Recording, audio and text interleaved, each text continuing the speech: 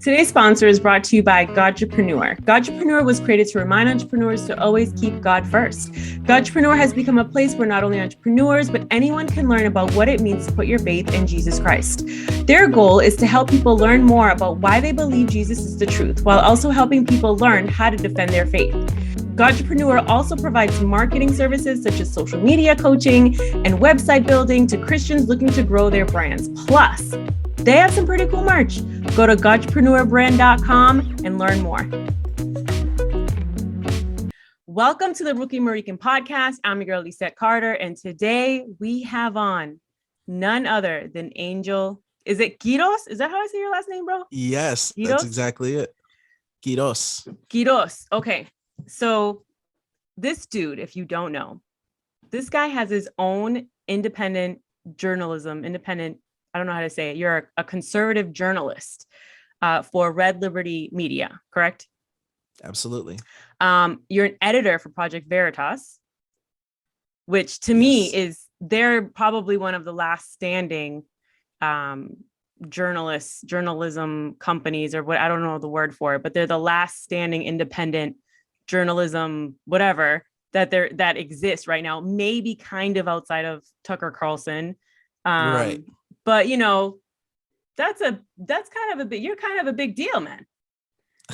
And you also have a podcast in addition to that. Yeah, that's on the back burner a little bit right now, just because of my job and all the things happening. But yes, I was doing a kind of Christian-based, theology-based podcast, and I was just having people come on talk about Christianity and conservatism and how they intersect. Okay, so I want to read something before we move further, because Angel and I have so much in common. I don't know if you know this, but I want to read this one thing that's on your About Angel section on your podcast website. And it's really quick. For all of the people that are listening out there, I kept my politics to myself for a long while as I worked as a designer and digital marketer until the George Floyd event hit the news cycle. At that point, I began to see the philosophies of BLM and the Marxist left leaking into the church, and even more worrisome, being advocated from the pulpits. I took that as a sign to speak out and finally create my own content from a Christian conservative perspective. That is what ultimately led me to this podcast. Dude, that is me. Yeah. Did you know that? I didn't know, but I'll tell you, I'm not surprised, because I feel like that's been a common thread in a lot of people, that like that moment in time was so it kind of shook so many people to the core in so many different areas that it was hard not to reflect on what you believed about the world in general, and then it was hard to stay quiet about it, you know. Right. So I'm definitely, not surprised that moment, kind of did it for you as well. But I'm halfway grateful, because if not, there wouldn't be voices like yours out there right now. Or yours. And you know what's funny is we kind of have the same background too, where I grew up Catholic, and I'm born again Christian, and my thing is on my podcast is I want to educate Americans. I want to get to the root of the root of the root. One of my first podcasts was the original intent, or the truth about BLM. And that really, so that's what I love to do. I like to get to what is really feminism. Let's go back and take a look at that. What is really, the last one I did was what's a 501c3 and what's the corruption surrounding it, and how that lie has infiltrated the church. And so I love that. It's interesting that there is somebody else out there. And, I've heard this in Massachusetts, especially. You're in New Jersey, right? Yes. In the Northeast, there are people saying, thank you for speaking up in the church, because of the 501c3s have handcuffed these pastors. They are unable to speak on anything government wise, even though they totally can. And they're still protected by the First Amendment when it comes to tax exemption.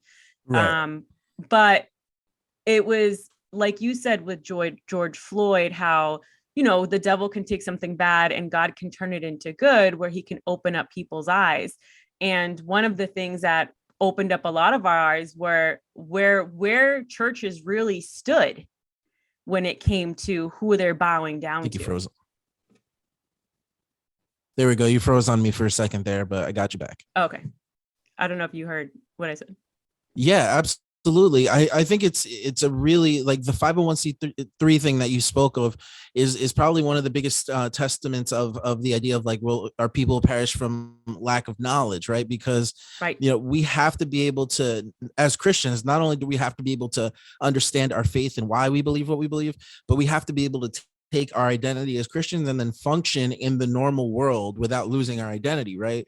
And I think a lot of that kind of goes to the wayside when when things get when it comes to government and politics and all this, because it sounds very Christian to be like we shouldn't be involved in these things, but regardless of what you may think of politics are affecting you, right? And it's something that as Christian leaders people should be more involved in, because it not only affects the church at large, but it affects families, it affects people, individuals, it affects towns and cities. And so I love that you're doing that. I love that you're speaking out about those things, because it's super important.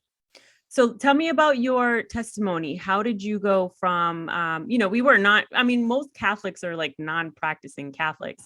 So Yeah. specifically like first, second generation Hispanics. Where are you from ethnically? So my parents are both Peruvian. I Okay. was born here, but Yeah. I was raised relatively American. Both of my parents, had been here for maybe, I don't know, maybe almost 10 years when they had me. So they were here for a little while. But yeah, the way it started, like my mom, when my mom was pregnant with me, the landlords that we had invited my mom and my dad to a Pentecostal church.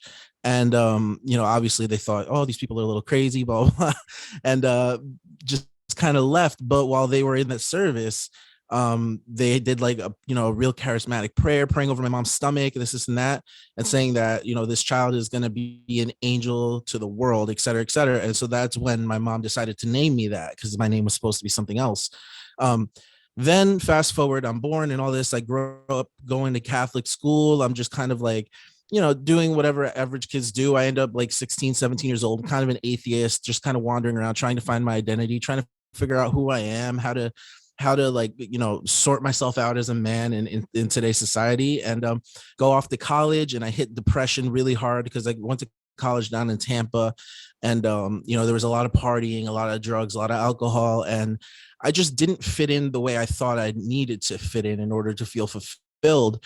And now looking back on it, I know it was kind of God's call on my life, or the emptiness that I felt was the lack of God in my life, but it just felt like a deep dark depression. And so eventually, after moving back up to Jersey, I just kind of fell in with some people who knew a couple pastors in the area, and they just invited me to church. I followed a girl into church, and God just started speaking to me there. And by that I mean, I just got to hear the gospel presented to me in a way that had never been presented to me in all my years of Catholic school. Catholic school was a lot of like, Jesus did this, but he was also, a nice guy, and he was, very, very pretty and like floating on air the whole time, just very non-confrontational. But then I go to this church and I hear the gospel not only preached about, penal substitutionary atonement, which is, God pretty much coming down in the form of Jesus to replace our sins, but also this Jesus that confronts people who are evil or people that are wicked, confronting the Pharisees, calling them hypocrites, calling them Satan. And I was like, this guy's badass, right? Like I'd never heard these things before.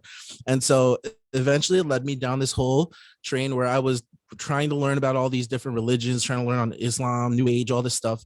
And I just felt Christianity calling me the most, and it made the most sense. And so around 22 years old, I started going to this church, and I gave my life to the Lord in October of 2010, around there. And I've been a Christian for about 12 years now. Ups Now, and downs, of course. of course. Now, how did you get picked up by Project Veritas? Was it because of what you were doing with Red Liberty Media?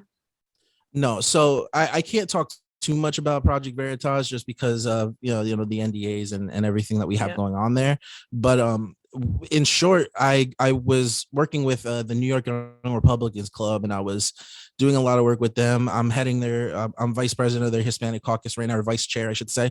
But after being involved with them and during COVID time, being essentially the only people outdoors in the tri-state area, I got to meet some people from Veritas, and they kind of told me to apply. They said that they were looking for editors, and so I just signed up, and that's kind of what happened. It came at a perfect time because I was leaving the digital marketing world, and COVID had just kind of struck, and so now I was kind of faced with, I was at a crossroads, and this provided me a great opportunity to kind of pursue this newfound like passion for politics and for I guess moralism and pushing moralism in the world. My husband always makes fun. He kind of like pokes fun at me a little bit. He's like, every now and then I'll go, why don't you just go work for Project Veritas? But like dead serious. And I'm like, honey, that means we have to move to New York. And he goes, oh, no. We're not going out there. I'm like, oh, because I remember they did have some positions open. I mean, I don't know what I would do there, but I mean, maybe undercover work or whatever. Well, not anymore. But, I was saying we would have to move for that. And he said, we're not going anywhere near New York City. Yeah, New York is a rough place right now. Yeah. And do you see that spilling over into New Jersey?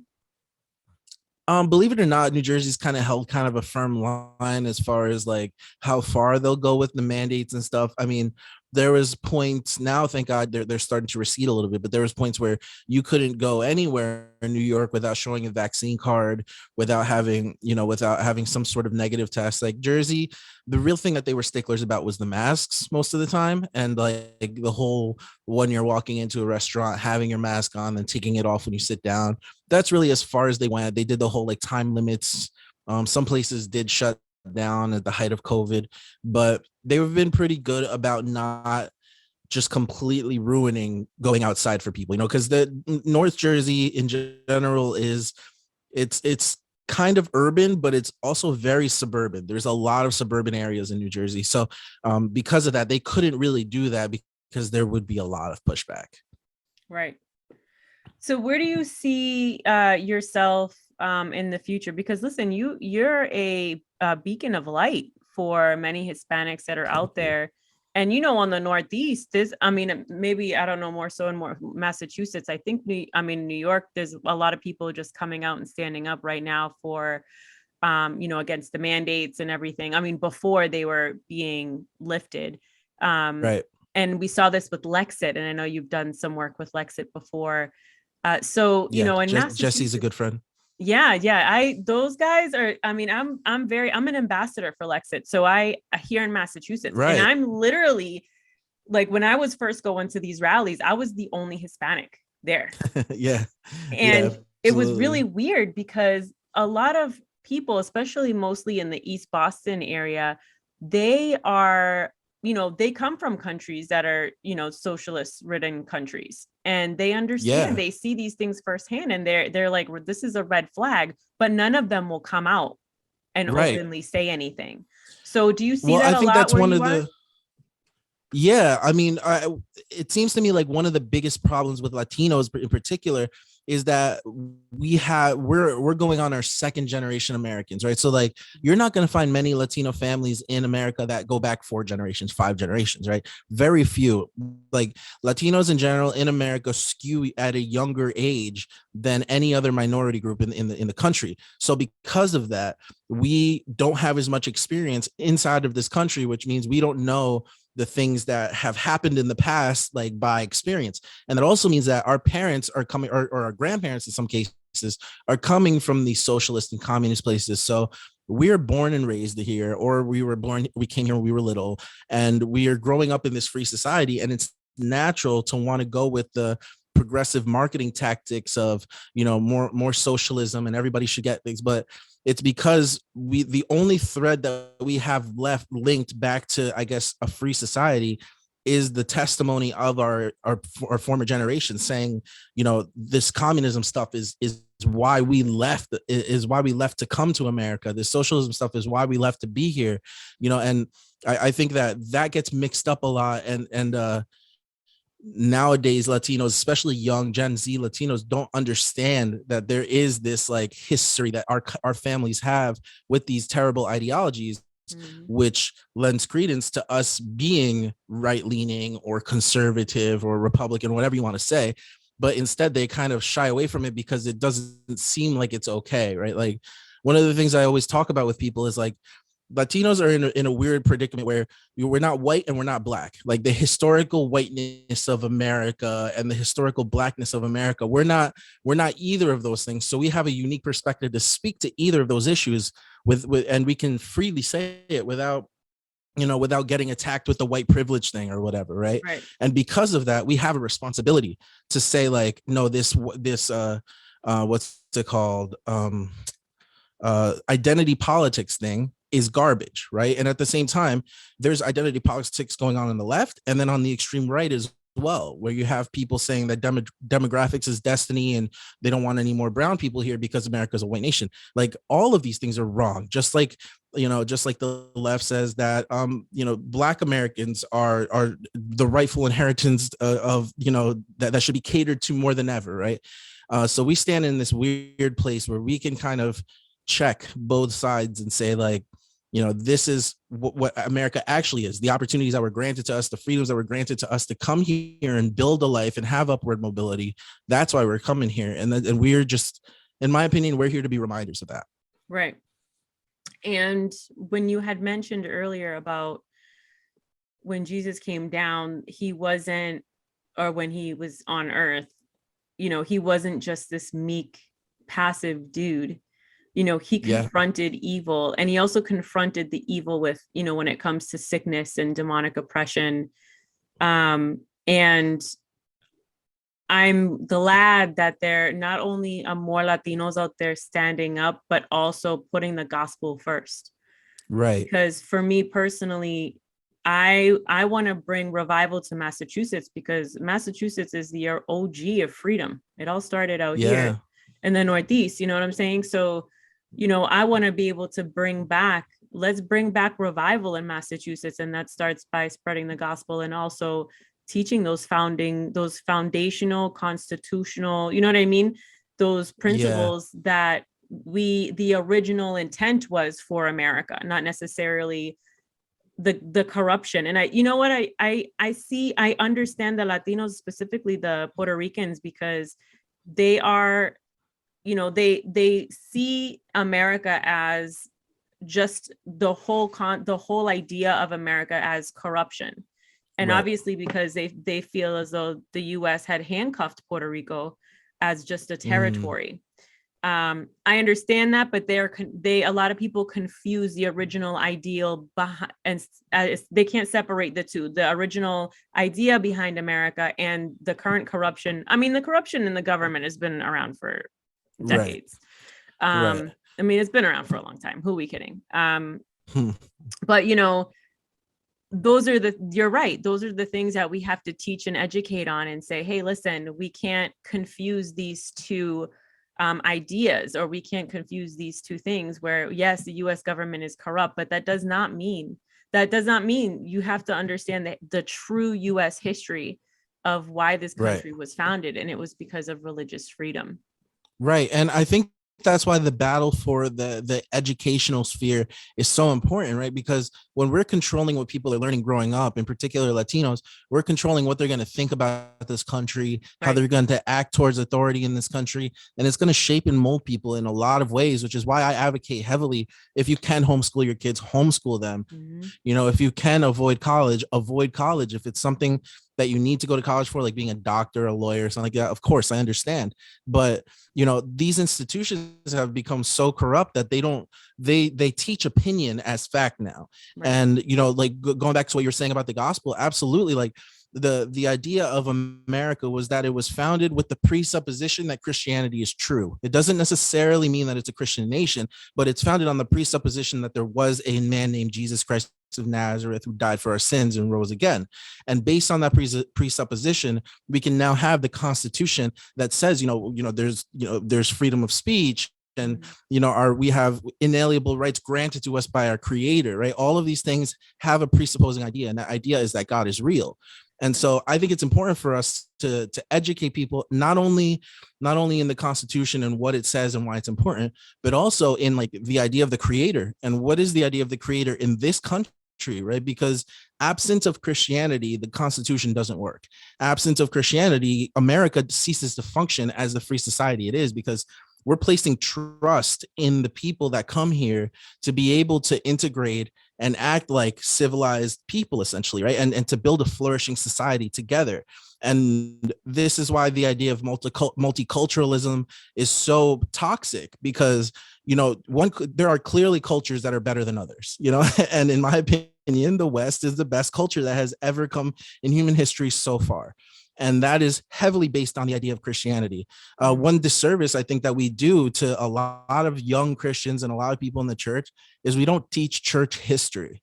Like, there is a rich history of the church and how the Catholic Church came to be. Like, if you ask just a run-of-the-mill person who's not really religious or anything, tell me about Catholicism, they're going to tell you that it's like the biggest religion or whatever, but they're never going to be able to tell you that it's directly descended from the Acts Church and it's one of the first churches established, but it broke off because of corruption, because of all the things that were happening after the Nicene Creed came to play. So there's a lot of things that are good about that Catholic beginning, but that's why I consider myself more of a Reform or a Protestant, because they didn't hold that. And the Protestant reaction to the Catholic Church was what was important to keep Christianity flourishing and keep the gospel growing. And all of that ties in, that with the Constitution, with the morality of our country, and then being able to teach this to young Latinos and young people of all races, so that we can have a coherent culture that is actually going to flourish. All right, so let's talk about that, because I did a little bit of a study on Catholicism a couple months ago, and this is the information I found. And you can correct me and I'm sure a lot of people are going to get some good information from this. But from what I learned with the Roman Catholic is that when Paul went to go to Rome, which is from, the book of Romans, and he went to go preach there. You know how in the Old Testament, anytime God would win a battle or a war or whatever, he would specifically tell the people who won, you need to get rid of your idols. You can't have any idols. And so when Paul went to Rome to spread Christianity there, yes, they became Christian, but they also didn't destroy their idols. And so that was part of the corruption that happened when they mixed their idols and their beliefs there. They mixed the two of Christianity, and that's how it became Roman Catholic. Is that sound right? Yeah, absolutely. I think that if you strip it of its, I guess, whether it's morally right or wrong that happened, that's factually correct that happened.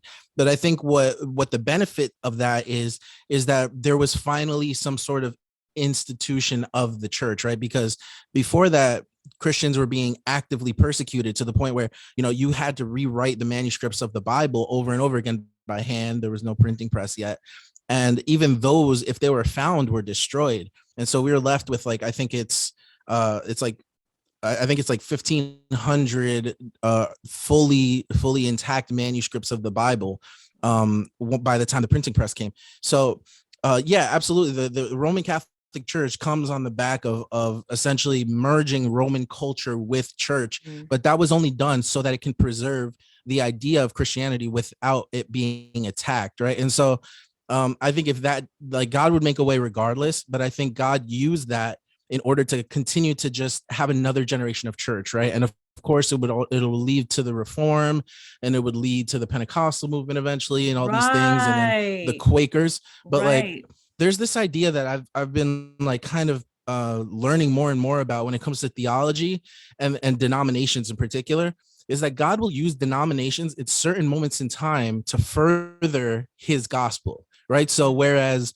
the Roman Catholic denomination made it so that we could step from ancient Rome into modern day, then the Pentecostal movement, or the Quakers, came to bring Christianity to America. Then the Pentecostal movement brought it to the lower class. Each one of these movements and denominations had their heyday or have their heyday, and it's used in order to propel the gospel to places that it hasn't been yet. So it's not necessarily that they're right and wrong. It's just that maybe some of the things that were culturally incorporated into it because we're man and we're flawed were erroneous, and those erroneous things were focused on too much. Because now, as somebody who is myself charismatic, I do think I call myself charismatic with a seatbelt. I stole that from Ruslan. I don't know if you know who Ruslan is, but it's slightly reformed, slightly charismatic, and I kind of hold to both of those. I have like a deeper found respect of the Catholic Church than I did when I was a Catholic. And, of course, there's things I disagree with them about, the idea of how salvation is presented, baptism, the Eucharist, all these things, right?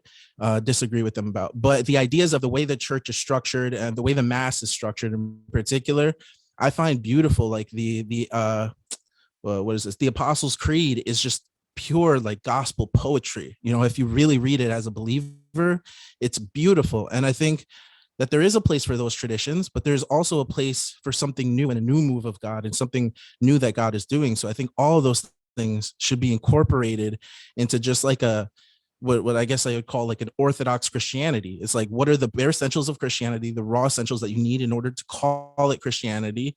And then the rest we can disagree on. We can have different opinions on. Right. So you like the core doctrines. So the core doctrines is, getting dunked, baptized, accepting Jesus in your heart, communion, asking for your sins to get forgiven when you accept Jesus. Those are core doctrines. And then everything else is, I guess I would even put the Trinity there. The Trinity. Yeah. So, I mean, I like how you said that you're a reformed, because it's like historical to say that.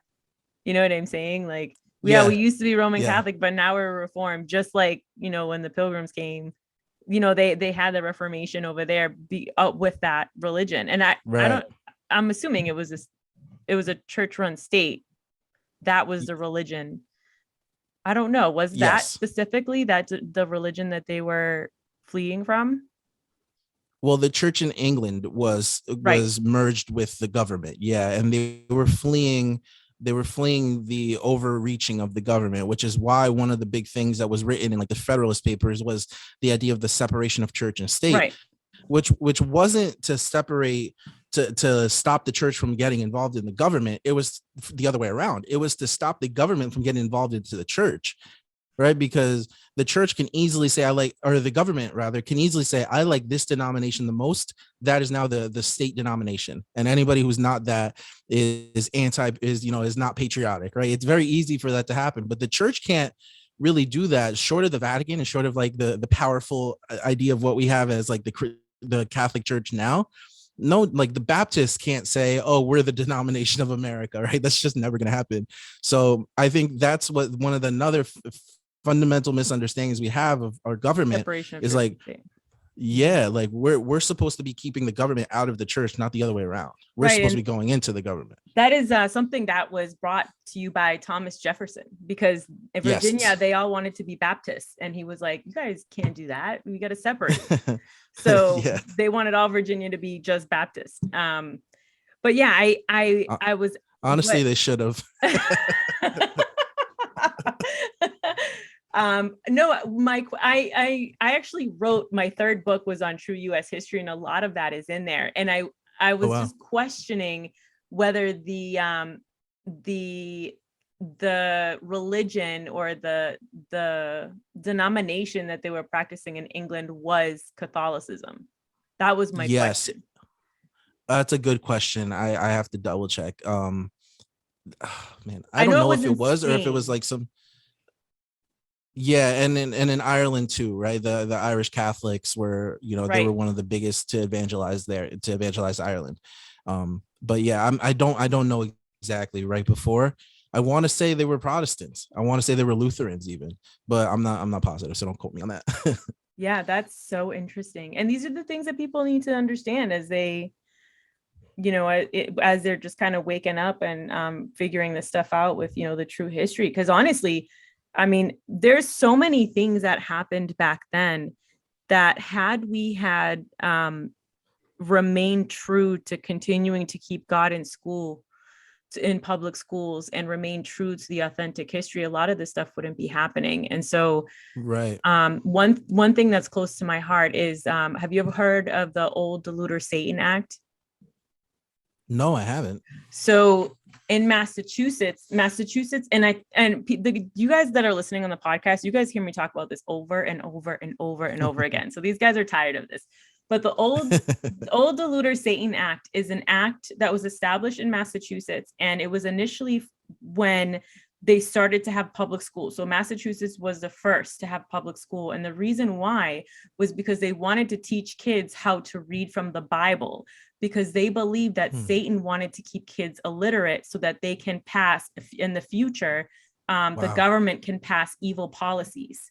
And because kids wouldn't be able to learn how to read and separate Christian values and socialist, values, they wanted to prevent that from happening.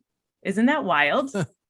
That's insane. And it's so like reflective of how history repeats itself, because like even looking back at the Middle Ages, right, and like and that time era during the Crusades, like one of the reasons that the Crusades happened was because most people were illiterate and couldn't read the Bible themselves. Right. And so like after the Crusades, you're seeing the rise in literacy, the printing press comes into play. Mm-hmm. And the more Bibles are printed, the less violent our society becomes, which is insane to me, right? Like, how could you deny the power of this gospel where everywhere it goes, it creates peace, right? And so it's so awesome that you bring that up. I had no idea about that, but it makes total sense. And I mean, it's happening now. It's coming to fruition. The idea of like this postmodern world that we're living in, where we don't need the Bible, like, or we know what's true in our hearts. We know what's good and evil in our hearts, right? And so it's this subjective morality that's taking place, and it's leading our entire generation astray. 100%. Right. Wow. Yeah, I will even say like the idea of public schools in general, right? We've become so comfortable with, when like I don't see a good reason to keep public schools. Like I think that all schools should be privatized. I think people should be able to open up private schools, and that's how our children should be educated. You either homeschool your kid or you send them to a school that was opened up by a small business owner that runs a school. Like, why should the government regulate school and education? Like, that to me has never quite clicked. Nobody's given me like a good reason for it. Like, I understand making sure all kids kind of get passed through, but like, at what point do you separate parental responsibility from governmental responsibility, right? It's not the government's responsibility to educate your kid, it's your own responsibility. And so like, to me, make all schools private. I'm totally cool with that. Right. And you know what? It's the government. The reason why it's gotten this far is because the government, we've allowed for the government to get so big where they're able to make those kinds of decisions. Absolutely.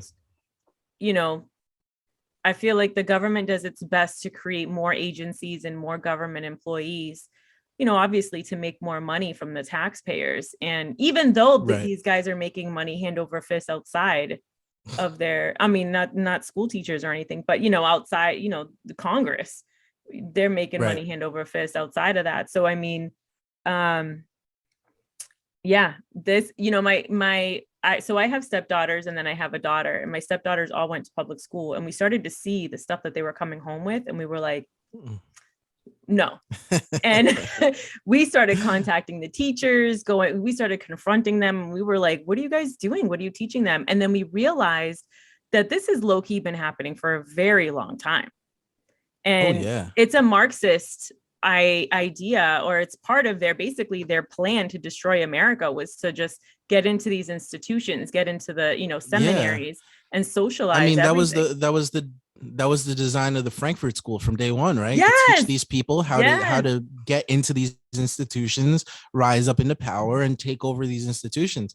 And that's why, to me, like, the right gets like it undercuts itself so much, because like, instead of raising up people that will be for our general good, they don't have to align with us on everything, but just like putting into power people who are overall more or less on our side. We're doing everything we can to say this person's not based enough, this person's not Republican enough, like all these little things to like make it seem like people are corny or make it seem like people are whack. And it's like, you're missing the whole point. Like, what the left does so well is they back each other financially. They back each other with very organized power. Mm-hmm. Yes. Super organized. And like, at its core, it makes sense, right? Because leftism is at its core collectivism, right? Mm-hmm. So obviously they're going to seek that refuge in the tribe, whereas conservatism is more independence based, but we should be looking less so at like state run or governmental conservatism, and more so looking at biblical conservatism, where we choose to band together as a family, right? A family under Christ, and support each other that way.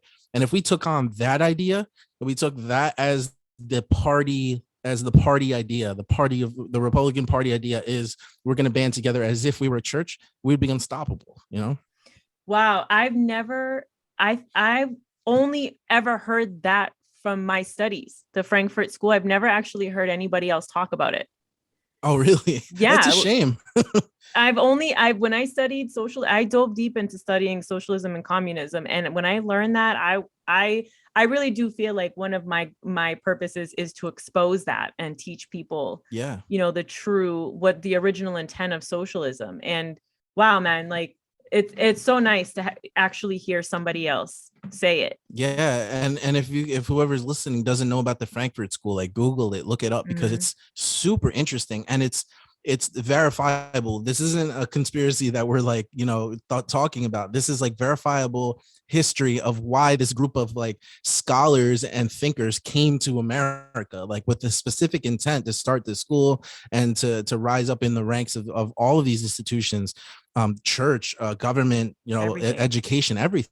And so they couldn't come here guns blazing. Real. They had to come quietly. It was a quiet revolution. So I was listening to this, sorry to rabbit trail you, but I was listening to this comedy podcast, Flagrant 2, which I love. The main guy was telling me about, or he was talking about marketing and long-term marketing. And he was talking about how Nestle brought coffee to China. Have you heard this story? No, I haven't. Okay. So it's the most interesting and most telling story about how the left works, right? Because Nestle, whether they're left or not, are using the same tactics that somebody would use. So what they did was Nestle said, we're going to create a cartoon about a monkey, whatever, and we're going to make that cartoon, and it's going to be like a high hit, like just very quick, and just like make it explode in the country, right? So we're going to make the cartoon, then we're going to sell candy that goes along with the cartoon, and we're going to make it coffee flavored. And so what we're going to do is we're going to catch this whole generation of kids 5 years old, and they're going to love this cartoon, and they're going to want the candy because it's the cartoon candy. They're going to eat it. They're going to love the coffee flavor. Then 10, 15, 20 years later, when they start growing up, we're going to sell coffee to them as the beverage of this drink, and they're going to have that nostalgia trip about it because it's something that they grew up with. And that is how they brought coffee into China. And to me, that blew my mind, because it's what the left is doing with everything, right? Like if I look back on like shows that I watched when I was younger, and the way homosexuality is addressed to them, for example, or the way that certain moral issues are addressed in these like earlier shows, even on Disney and on Nickelodeon and all these things. Now, fast forward, and I'm an adult, I'm seeing the fruits of all these people around kind of being like, well, we grew up with it. It's normal. This is just how things are. And we're playing right into the hands of the people that designed it to be this way. They're desensitized. Yeah, they're desensitized. Exactly. So China didn't have coffee before Nestle? Yeah. It was like they didn't. I don't think it was like a thing like it is here with Starbucks and like all that. So like I think it was when they were bringing over the Nestle like Keurig looking machine thing, their cappuccino maker or whatever. Yeah. That I think they started that process like 30 years ago. I wonder how they got it into America, because are there coffee farmers in America? Aren't they all international? That's a good question. I feel like coffee has just been embedded in American culture forever, kind of like tea in the Brits, right? Like, okay. I don't really know. What an interesting conversation, Angel. Yeah, this is cool. I'm enjoying it. But listen, I won't keep you much longer, man. I'm very happy to have spoken with you about some of these things. I've seen some of your stuff. I know that you get into more of the social, you really tie scripture. I don't know how to say this, but like it's like you address the social issues with scripture. Right. I'm pretty sure you. Right. Yeah, that's what I try and do more than anything, because it's like I think it's important for people in the church to be able to just like to do that, because it's how you use scripture for your daily life, right? And the only reason I use like pop culture and stuff is because it's a general frame of reference that we can all look at and relate to, which is why, like, for example, you've probably seen my Kanye post, which kind of infamous for at this point. But the only reason I bring it up so much is, first of all, I love his music, so that's one thing. But it's something that we can all look at collectively as a society and have an opinion on, and then I can use that as a vehicle to share the gospel. It's not that I have like Kanye as some idol or anything like that. It's just a common frame of reference with people that I've never met. And so when people kind of get on me about talking about it all the time, I'm just like, well, what would you rather have me talk about? Nobody cares about, some 80s, some famous person from the 80s or something, Right. What's funny is when you started posting the Kanye stuff, remember when the first gospel album that he had came out? And I remember before that, people would always be hating. They would always hate on Kanye. And I'm like, there's something about that dude. There's something about him. And I remember when that gospel album came out, and I listened to all of his interviews surrounding that album. And I said to myself, that dude's actually really smart. Yeah. He's a very intelligent guy. And he is. I mean, I think Rogan encapsulate the essence of Kanye perfectly, which is like, he has so many cylinders firing off at the same time that it's hard for him to communicate with people just because of that. And I mean, I would imagine being that famous, like, you don't get to have regular interactions with people much. Usually any interaction, you're either barking orders at them or you're trying to sign a deal with them. So there's very little room, I'm assuming, in that kind of a circle to have genuine relationships, which I think is why it's even more important for him to become a Christian, because then he can have those like Christ-centered relationships that have nothing to do with fame, Right. Yeah. What an interesting what an interesting way to go about spreading the gospel, Angel. You have an definitely not the most popular. You have an uncommon wisdom. Thank you. God has given you. Wow. Thank you. That's probably the best compliment I've ever gotten. All right, guys. Well, make sure you check out. Make sure you check out. Angel, what is your website? Tell the people where they can find you. So you can find my independent news journalism website at redlibertymedia.com. If you want to check out my podcast, it's on YouTube, Angel Quiroz, Quiroz. But where you can find me most of the time is on Instagram _Angel Quiroz. Awesome. Thank you so much for coming on. I appreciate you, man. God bless. Let's do this again. This was great. That was absolutely so much great information. I hope somebody was blessed by that or learned something today. So thank you, man, for coming on. I appreciate you. Thank you for having me. It's been awesome. This episode is brought to you by Freedom of Creativity. Freedom of Creativity is a directory for freedom-loving businesses and creatives to connect, share their talents, collaborate on projects, and change our culture through creative action. Join for free today at freedomofcreativity.com and list your company, yourself, whether you're an artist, musician, service provider, or even a blog or podcast. freedomofcreativity.com. The culture is in your hands. Thank you for listening and sharing the Rookie Marican podcast. If you would like to become a partner to hear more episodes like this, go to rookierevival.com. Thank you so much for the support.